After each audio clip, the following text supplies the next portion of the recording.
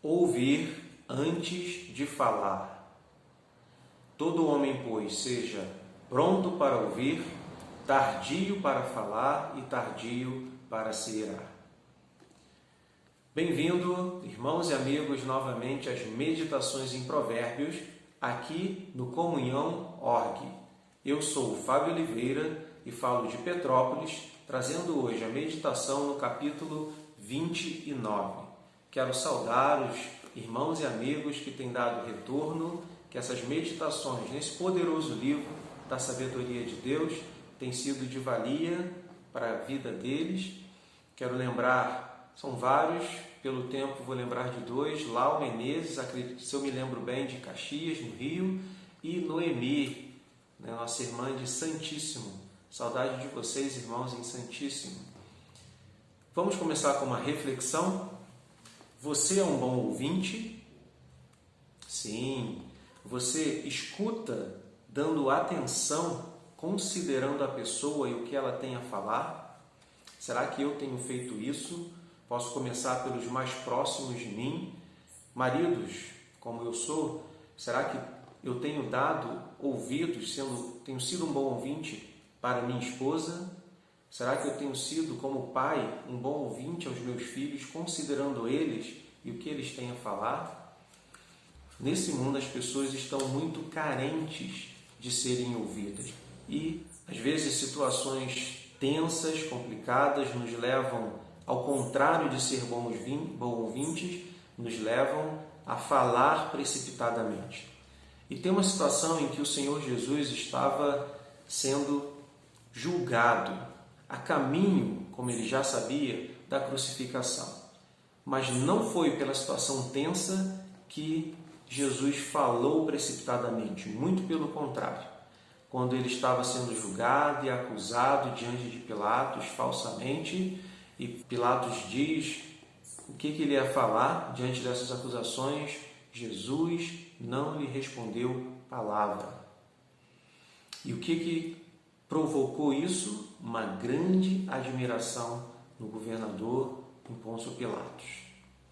É difícil fazer como o Senhor Jesus, nessas situações tensas principalmente, mantermos o controle e dominarmos a nós mesmos e aquilo que sai da nossa boca, para não falarmos precipitadamente.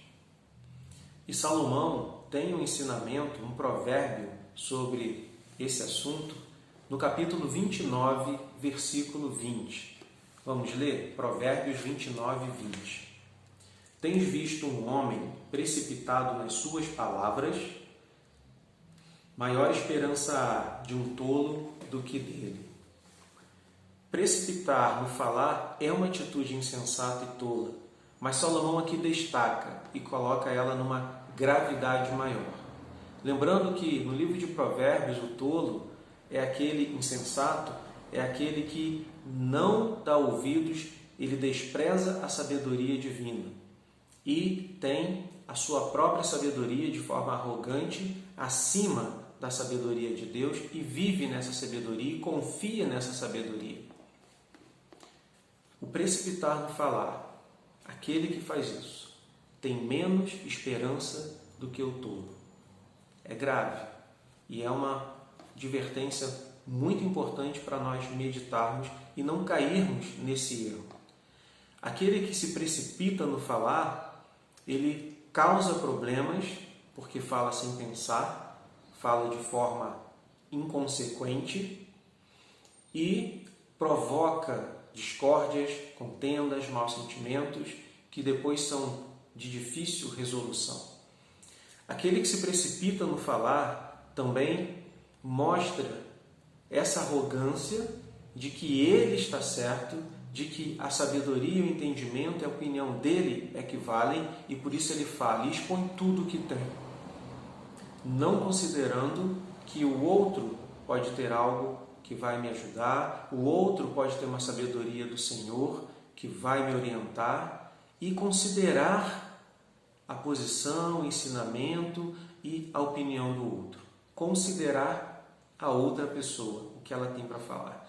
Quando eu dou ouvidos, eu estou considerando o que ela fala, mas também considerando a própria pessoa. mais esperança há para o tolo do que aquele que se precipita no falar, que não é um bom ouvinte, que seria o caso do sábio, como no versículo 11. Leiamos.